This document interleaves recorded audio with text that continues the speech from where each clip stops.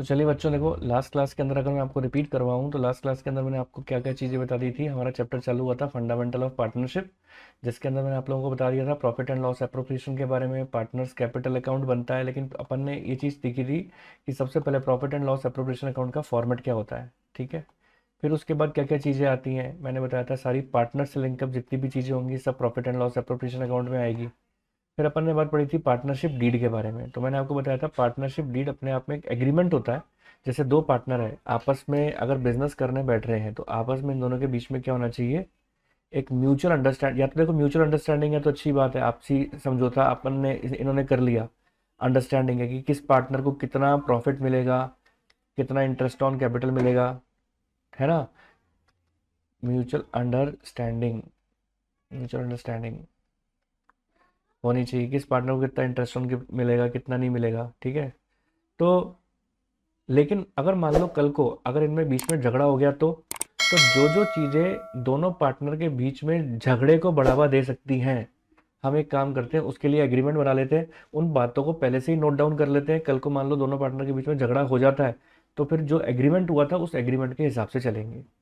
ठीक है, तो लिख लेते हैं कि पार्टनरशिप डीड क्या होती है। हालांकि मैं बताने जा रहा हूँ पार्टनरशिप डीड अपने आप में एग्रीमेंट है।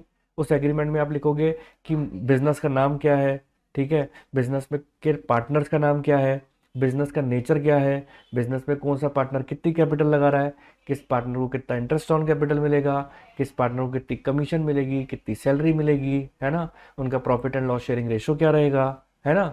ये सारी चीज़ें पहले से ही डिसाइडेड होंगी। क्या कोई पार्टनर को लोन देगा, अगर पार्टनर कोई भी फर्म को अगर कोई भी पार्टनर लोन देता है तो उसके ऊपर कितना इंटरेस्ट दिया जाएगा, यानी जो भी चीज़ें डिस्प्यूट राइज करती हैं वो सारी चीज़ें इसके अंदर मेंशन होती हैं। तो चलो सबसे पहले अपन देखो थ्योरेटिकल बातें कुछ अपन को लिखनी तो पड़ेंगी, उसके बाद ही मैंने बताया था प्रैक्टिकल समझ में आएगा। तो सबसे पहले तो लिखो पार्टनरशिप डीड के बारे में, डालो यहाँ पर हाथ का निशान और लिखो पार्टनरशिप डीड। लिखना चालू करो पार्टनरशिप डीड। क्या होता है पार्टनरशिप डीड का मीनिंग, ठीक है। लिखो it is a written agreement, it is a written agreement, ठीक है। It is a written agreement between the partners, between the partners in which all the things are mentioned to avoid future dispute, in which all the things are mentioned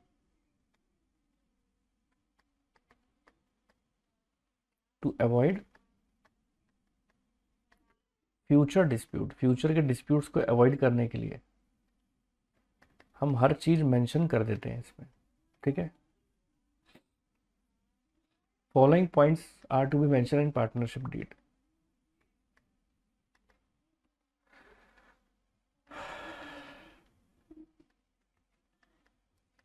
following points are to be mentioned in partnership deed. वो कौन कौन से point होते हैं जो अपन को partnership deed के अंदर मेंशन करके रखने चाहिए। पहला, नेम ऑफ द बिजनेस, आपके बिजनेस का क्या नाम है, ठीक है। दूसरा, नेचर ऑफ द बिजनेस, आपके बिजनेस का क्या नेचर है, किस चीज का बिजनेस कर रहे हो आप, ठीक है, नेचर ऑफ बिजनेस। फिर फिर name of partner, name of partners, जितने भी पार्टनर्स हैं उनके नाम क्या क्या हैं, ठीक है। फिर फोर्थ नंबर का पॉइंट में क्या बताना चाहिए, how much capital is contributed by each partner, how much capital is contributed by each partner, किस पार्टनर ने कितनी कैपिटल कंट्रीब्यूट की है ये भी बताना चाहिए आपको।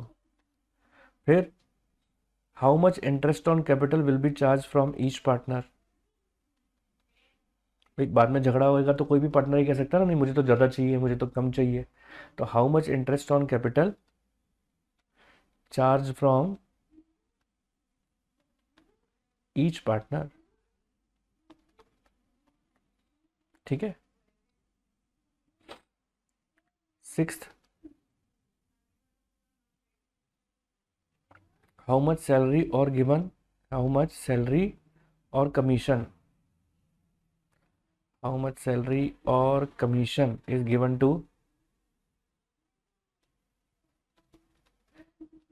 To each partner. कितनी सैलरी और कमीशन दी जानी चाहिए, ये भी मेंशन होना चाहिए। क्या किसी पार्टनर से इंटरेस्ट ऑन ड्राइंग चार्ज करोगे, क्या ना, how much interest on drawing is to be charge from each partner. Interest on drawing charge from each partner.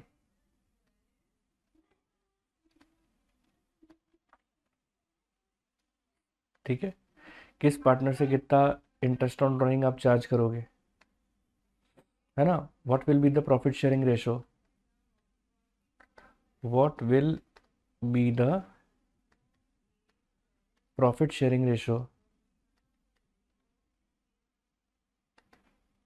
ये कितना कितना profit and loss sharing ratio होगा पार्टनर्स के बीच में आपस में। और 9th नंबर का पॉइंट क्या होगा, in case any of the partner has given loan to the firm, any of the partner has given loan to the firm, loan to the firm,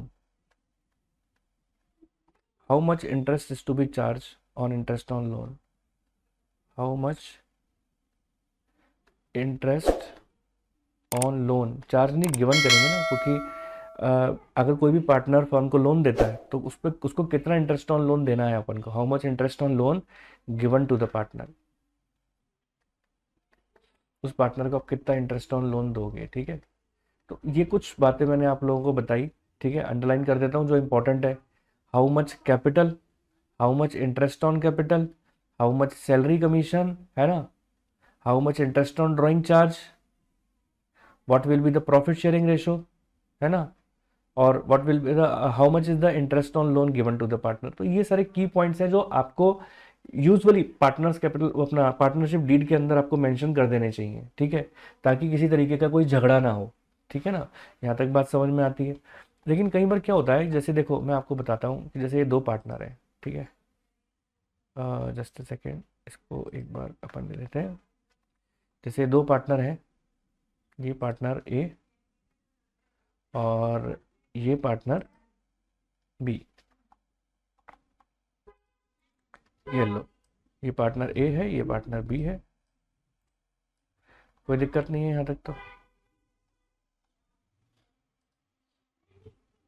और ये ए है, हाईलाइट कर दो। अब पता है हुआ क्या, इन दोनों के बीच में काफ़ी अच्छी अंडरस्टैंडिंग थी, म्यूचुअल अंडरस्टैंडिंग थी। म्यूचुअल अंडरस्टैंडिंग मतलब है एक दूसरे को समझते थे, म्यूचुअल अंडरस्टैंडिंग थी। ठीक है, इसने कितने पैसे, ये देखो पैसे वाला लग रहा है ना, बहुत ज़्यादा पैसे वाला लग रहा है। इसने 10 लाख रुपीज़ लगाए, एग्जाम्पल बता रहा हूँ, इसने 5 लाख रुपए लगाए, लेकिन काम ज़्यादा ये करता है, ये पैसा ज़्यादा लगा रहा है तो काम कम करता है। ठीक है, अब क्या हुआ कि शुरू में इन्होंने कोई डीड नहीं रखी, कोई डीड नहीं रखी, नो डीड। नो डीड मतलब कोई पार्टनरशिप डीड नहीं है, नो एग्रीमेंट, कोई एग्रीमेंट नहीं था इनके बीच में आपस में, खाली म्यूचुअल अंडरस्टैंडिंग पर बेस्ड सारा काम चल रहा था।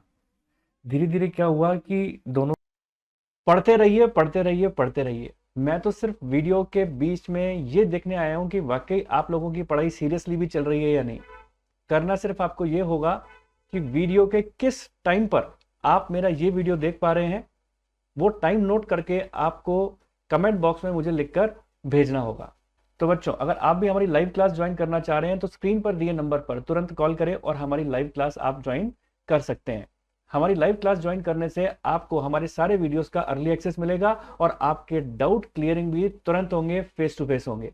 तो बिना देरी किए जल्द से जल्द कॉल करें और हमारी लाइव क्लास ज्वाइन करें। क्योंकि नीयत बदल गई, और नीयत बदलने के बाद क्या हुआ, आपस में जूते चप्पल चल गए। समझ रहे हो आप मेरी बात? एक दूसरे के बाल खींचे, जूते चप्पल चल गए, और लड़ते लड़ते लड़ते झगड़ते कहाँ पहुंच गए, कोर्ट में। कहाँ पहुंच गए, कोर्ट में। तो क्या हुआ कि कंडीशन क्या थी कि there is no partnership deed between the partners. ठीक है, तो मैं आप लोगों को ये जो हेडिंग है ना, इसके अंदर क्या बताने जा रहा हूँ, रूल्स, रूल्स बताने जा रहा हूँ if there is no partnership deed between the partners. ठीक है, तो ठीक है ना, तो अब देखो क्या चीज़ हुई इन दोनों के बीच में। हमें ये हेडिंग है, rules applicable in the absence of partnership deed. ये मेरा टॉपिक है आज का, rules applicable in the absence of partnership deed. In the absence of partnership deed. अब पार्टनरशिप डीड, जैसे कि मैंने नीचे वाले पूरा केस स्टडी बताई आपको, अब इन दोनों ने क्या था कि पार्टनरशिप डीड नहीं रखी थी, और पार्ट शुरू में तो इनमें म्यूचुअल अंडरस्टैंडिंग अच्छी थी, बाद में क्या हुआ, झगड़ा हो गया, दोनों की नीयत बदल गई, डीड रखी नहीं थी, और झगड़ा करते करते कहाँ पहुंच गए साहब, कोर्ट में। एक दूसरे के लात घूसे मारते हुए एक दूसरे को कोर्ट में पहुंच गए। अब जज साहब देख रहे हो सामने बैठे, अब जज साहब ने दोनों से पूछा, ठीक है, अब ये मत बोलना सर उसके बाल कैसे लंबे हो गए, ऐसे ही हो गए। ठीक है, ज़्यादा सोचने की जरूरत नहीं है, बस ये समझो ये बी है और ये ए है, जो पिक मिली मैंने डाल दी। ठीक है, अब ये ए और बी दोनों जज साहब के पास पहुंच गए और बोले कि जज साहब देखो, पहले तो इसको पैसे जो है ना, हमने लगाए थे, पहले तो अच्छी म्यूचुअल अंडरस्टैंडिंग थी, अब इसकी नीयत बदल गई है। ये कहता है कि भाई साहब काम तो ज़्यादा मैं करता हूँ, तो ज़्यादा मेरे को मिलना चाहिए प्रॉफिट में हिस्सा। और ये बोलता है कि पैसा तो ज़्यादा मैंने लगाया था, तो पैसा तो ज़्यादा जब मैंने लगाया था तो मुझे मिलना चाहिए प्रॉफिट में ज़्यादा हिस्सा। तो जज साहब ने पूछा क्या तुम दोनों ने डीड रखी थी, तो इन दोनों का जवाब पता क्या आया, नो डीड, हमने डीड नहीं रखी। अब साहब जब डीड नहीं रखी है तो क्या रूल एप्लीकेबल होते हैं, तो जज साहब ने ये बात बोल दी कि आप दोनों में से किसी पार्टनर को ना तो कोई इंटरेस्ट ऑन कैपिटल दिया जाएगा, सुनना बात मेरी ध्यान से, सब लिखवा दूंगा, आप दोनों पार्टनर को ना तो कोई इंटरेस्ट ऑन कैपिटल दिया जाएगा, ना कोई बोनस दिया जाएगा, ना कोई कमीशन दिया जाएगा, ना कोई सैलरी दी जाएगी, कुछ भी नहीं दिया जाएगा। तो अब आप बोलोगे तो सर इसका मतलब जो profit and loss appropriation account में आपने सारी बातें बताई थी, interest on capital, salary, commission, कुछ भी नहीं दिया जाएगा, रिजर्व, और ना ही इंटरेस्ट ऑन ड्राइंग चार्ज की जाएगी, और केवल जो आपका प्रॉफिट है ना उसको इक्वल इक्वल शेयर करेंगे। ठीक है, समझ में आई बात? तो इस बात को जज साहब ने बोल दिया। ठीक है, तो जज साहब ने बोला है कि पार्टनरशिप एक्ट 1932 में लिखा हुआ है कि rules in the absence of partnership deed क्या होते हैं, कि किसी भी पार्टनर को ना तो कोई इंटरेस्ट ऑन कैपिटल दी जाती है, ना सैलरी दी जाती है, ना बोनस दी जाती है, ठीक है, ना कोई कमीशन दी जाती है, ना कोई इंटरेस्ट ऑन ड्राइंग चार्ज होता है, प्रॉफिट और लॉस कैसे शेयर होता है, इक्वल इक्वल। ठीक है, और एक चीज ध्यान रखने वाली बात है, अगर किसी भी पार्टनर ने फर्म को लोन दिया था, ध्यान से सुनना, अगर किसी भी पार्टनर ने फर्म को लोन दिया था तो उसके ऊपर 6% पर एनम की रेट से इंटरेस्ट दिया जाएगा। सर ये 6% फिक्स है? हाँ फिक्स है, इसलिए ध्यान रख लो, क्योंकि जब क्वेश्चन आएंगे मैं पूछूंगा डीड नहीं है, अब बताओ इंटरेस्ट ऑन लोन कितना दे, तो आप बोलोगे सर 6% दे। सर इन बातों को सिस्टमेटिकली लिखवा दो, मैंने कहा आओ लिख लेते हैं ना बच्चों। देखो मेरी बात तो सब मिस हो जाएगा, देखो अब जो मैंने बातें आपको लिखवाई मतलब बोली हैं उसी को लिखवाने जा रहा हूँ। तो rules applicable in the absence of partnership deed, rules applicable in the absence of partnership deed, in the absence of partnership deed। अब वो क्या रूल्स एप्लीकेबल होते हैं in the absence of partnership deed? First, no interest on capital, salary, bonus, commission will be given to partner. यानी interest on capital, salary, bonus, commission कुछ भी नहीं दिया जाएगा। ठीक है, आगे, no interest on drawing will be charge from the partner. Partner से कोई इंटरेस्ट ऑन ड्राइंग भी चार्ज नहीं किया जाएगा। ठीक है, फ्रॉम द पार्टनर। ठीक है, फिर profit and loss sharing ratio will be equal. Profit and loss sharing ratio क्या रहेगा? Ratio will be equal. और आगे, if any of the partner has given loan to the firm,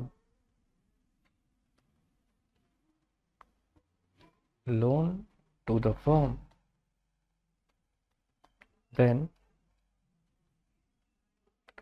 interest on loan will be given at the rate 6% per annum।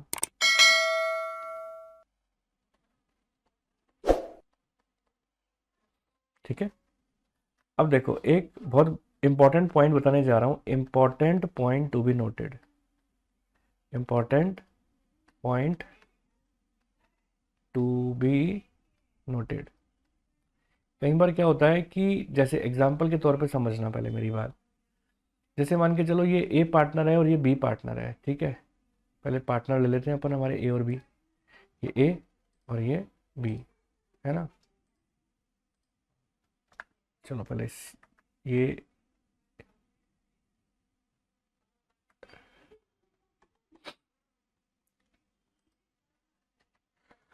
ए है और as usual ये B है। ठीक है, तो ये है बी। अब ध्यान से सुनना बात मेरी। देखो कई बार क्या होता है कि कोई भी एक पार्टनर है ना, दूसरे पार्टनर को मतलब पूरे फर्म को, एक काइंड ऑफ फर्म को क्या देता है? लोन देता है। ठीक है, अब हमारी पार्टनरशिप फर्म है, मैं पार्टनरशिप फर्म के भी एक पिक रख देता हूँ जिससे आपको पता रहे। लो, ये है हमारी पार्टनरशिप फर्म। ठीक है सर, इतनी जोरदार बिल्डिंग। हाँ, पार्टनरशिप में काम हो रहा है इनमें। ठीक है, देखो ये ए और बी है। अब पता क्या हुआ इस पार्टनरशिप फर्म के अंदर? पता क्या हुआ, ये इस पर डाल देता हूँ मैं, पार्टनरशिप फर्म है ये। अब इसमें थोड़ी सी क्या आ गई, फाइनेंशियल क्राइसिस आ गई, मतलब पैसे की जरूरत पड़ गई इनको, क्राइसिस। अब क्या हुआ कि इन दोनों पार्टनर ने पहले तो डिसाइड कर दिया था कि बैंक से जाके लोन लेकर आएंगे। फिर ये थोड़ा सा क्या रिची रिच पर्सन है, रिची रिच है ना। तो अब इसने क्या सोचा कि ये काम, इसके दिमाग की बत्ती जली। इसको लगता है कि बैंक से जाके लोन लेकर आएंगे, एक काम करता हूँ मैं अपने पार्टनर को बोल देता हूँ कि हमारी फर्म को जो लोन चाहिए ना वो मैं देने को तैयार हूँ, लेकिन मैं पार्टनर बन के पैसा नहीं दूंगा, मैं थर्ड पर्सन बन के दूंगा। तुम मुझे थर्ड पर्सन समझ लो और जो पैसा तुम बैंक से जाके लोगे तो मुझे ही बैंक समझ लो, मैं दे देता हूँ। तो ये जो पार्टनर ए है ना, ये बैंक, ये मतलब हमारी पार्टनरशिप फर्म को लोन देने के लिए रेडी है। मैं बैंक समझकर फर्म को लोन दे दूंगा, लोन दूंगा। यानी ये खुद अपने आप को बैंक समझ रहा है और फर्म को लोन दे रहा है। अब एज अ पार्टनर नहीं दे रहा, बीइंग अ पार्टनर नहीं दे रहा। अब मेरा सवाल ये आपसे है कि इस पार्टनर ने फर्म को लोन दिया है। अब पार्टनर को लोन दिए तो क्या ये प्रॉफिट एंड लॉस अकाउंट में आना चाहिए या profit and loss appropriation account में आना चाहिए? आपका सवालों का जवाब मेरे को चैट बॉक्स में आ जाए कि बताओ, अगर ये फर्म को लोन देता है नॉट बीइंग अ पार्टनर, मैं बैंक समझकर फर्म को लोन दूंगा। I am not partner, I am not partner if giving loan to the firm, loan to firm. अगर ये फर्म को लोन नहीं दे रहा तो बताओ, इस ये फर्म को जब लोन, सॉरी फर्म को लोन तो दे रहा है लेकिन बीइंग अ पार्टनर नहीं दे रहा, तो अब फर्म क्या काम करेगी? जब इसको इंटरेस्ट चुकाएगी जब फर्म इसको इंटरेस्ट चुकाएगी, क्या इंटरेस्ट ऑन लोन जब देगी, तो ऑब्वियस सी बात है फर्म का खर्चा है वो। तो इंटरेस्ट ऑन लोन के बारे में बात है, एक्चुअल में लोन नहीं, इंटरेस्ट ऑन लोन के बारे में बात कर रहा हूं। जो इंटरेस्ट ऑन लोन है, क्या वो पीएनएल अकाउंट में आना चाहिए या profit and loss appropriation account में आना चाहिए? नियम आप लोगों को पता है। अगर मैं आपसे पूछता हूं, बताओ किस में आना चाहिए, प्रॉफिट एंड लॉस में या प्रॉफिट एंड लॉस एप्रोप्रिएशन में? मेरे को आपके सवाल के जवाब मिलने चाहिए चैट बॉक्स में, मैं इंतजार कर रहा हूँ।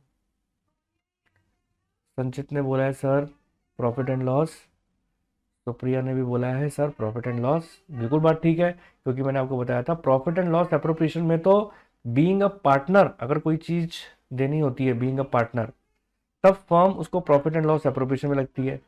तो लेकिन इंटरेस्ट ऑन लोन जो दे रही है वो नॉट बीइंग अ पार्टनर दे रही है। तो ये एक इंपॉर्टेंट पॉइंट है इसके अंदर कि इंटरेस्ट ऑन लोन याद रखना हमेशा कहां पर आता है, प्रॉफिट एंड लॉस अकाउंट में, ना कि profit and loss appropriation account में। ये याद रखने वाली बात है, कंसेप्ट है ये हमारा। इसीलिए अगर डीड नहीं थी तो इसलिए कोर्ट ने क्या बोला था ऊपर कि अगर किसी भी पार्टनर ने फर्म को लोन दिया तो उसको 6% की पर एनम की रेट से इंटरेस्ट दिया जाएगा, क्योंकि उसके साथ इनजस्टिस नहीं होना चाहिए, क्योंकि उसने एज अ पार्टनर बन के तो नहीं दिया था ना। तो बस यही बात बताना चाहता था आपको मैं कि ये एक कंसेप्ट है जो हमको ध्यान रखना है।